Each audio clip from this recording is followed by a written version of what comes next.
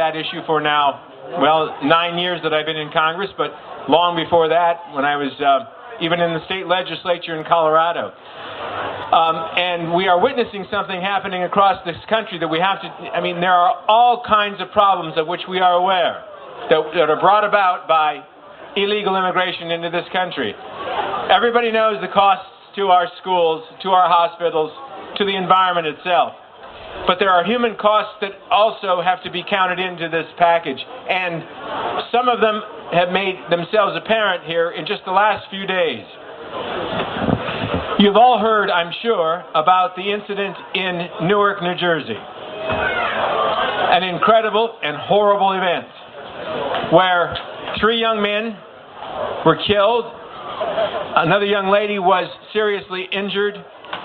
And the perpetrators, we know at least one, we think 2, but at least one of them, was in the country illegally.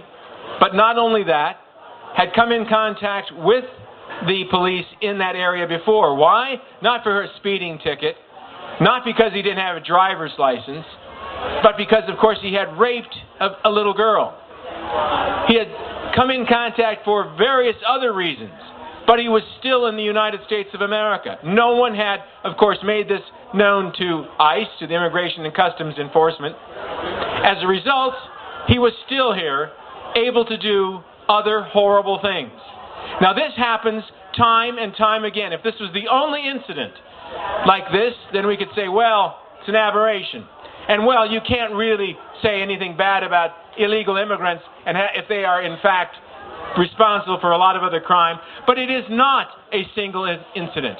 These happen hundreds, in fact, thousands of times, not as brutal as this murder, but literally thousands of people killed in this country every year. Mostly it is drunk driving and that sort of thing, but oftentimes it's by means similar to what happened in Newark, New Jersey. And why? Because we have sanctuary cities. Because we actually have sanctuary states. New Jersey calls itself a sanctuary state, if you can believe it. They have passed a state law saying that none of the police force, state patrol, anybody in New Jersey can communicate with Immigration and Customs Enforcement if they come across somebody who happens to be here illegally. Newark has a very specific law that we call a sanctuary law.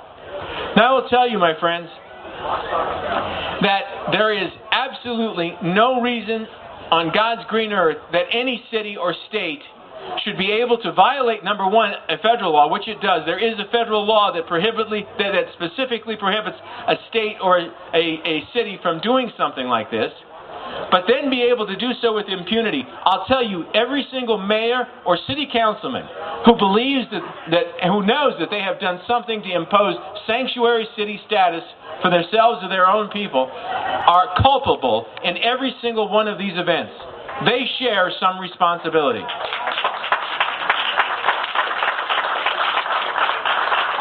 And you know what? So does the federal government. Because we have essentially abandoned our borders. We have relinquished that responsibility. You know, we do hundreds of things, literally hundreds of things that we never ever were intended to do by the Constitution. If you look at the Constitution of this country, it is very clear. It's a great document. It says, here's what you can and what you cannot do, federal government. And then if you cannot figure that out, it has this little thing called the 10th Amendment, which clearly identifies the role and responsibility of the federal government. It says if the power isn't given to you in this document, then it's reserved for the states and for the people. Now, how much more clear can that possibly be? And so we do all kinds of things that have absolutely no connection with that document. I mean, education, my friends, it's not a federal role. It is not a federal role. I remember getting a call right after I had been elected to the Colorado legislature, and it was my 3rd term. I had been a surrogate speaker for Ronald Reagan. I was a delegate for Ronald Reagan in 1980. I got a call not too long thereafter. I'd been a teacher for some time before that, and I was the chairman of the Education Committee in the State House of Representatives in Colorado. So I get this call The guy says to me, we're looking for, your name has been given to us as someone who might want to serve in this administration, meaning the Reagan administration. I said, what? Me? You're kidding? Really? Yeah, absolutely. I said, in what capacity? He said, well, the U.S. Department of Education. I said, I got to tell you, I'm really flattered that you would offer me this. But the answer is no. He said, how come? I said, because I don't believe we should have a U.S. Department of Education. The guy said, well, that's why we're calling you. That's why we're calling. I said, oh, well, all right. What do you want me to do?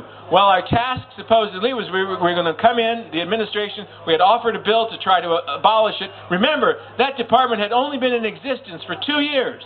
It was a deal cut by then President Carter, but while he was a candidate Carter and the NEA. The National Education Association, which I always say should be sued. The NEA should be sued because they're falsely advertised when they put education in their title. They got nothing to do with education. Nothing. Zero.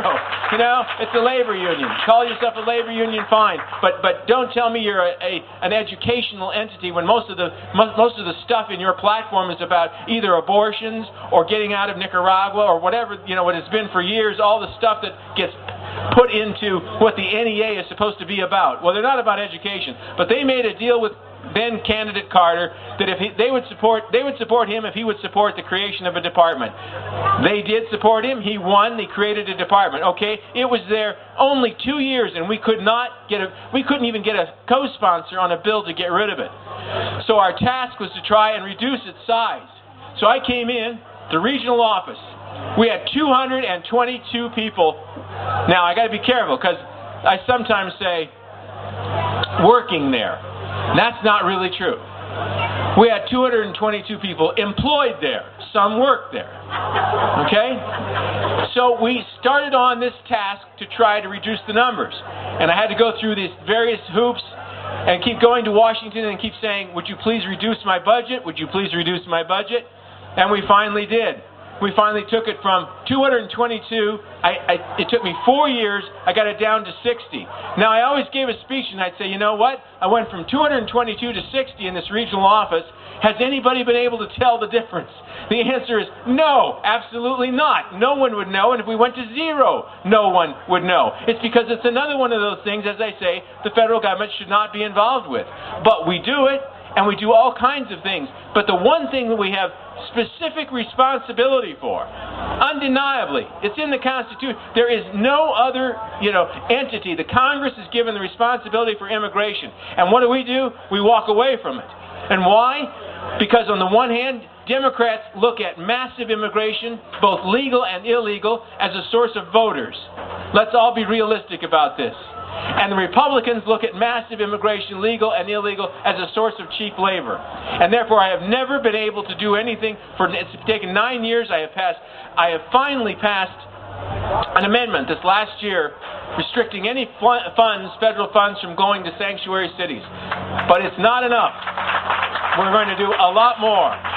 As President of the United States, I guarantee you, we are going to defend our borders because we can. It is our responsibility. It is the federal government's role. And don't let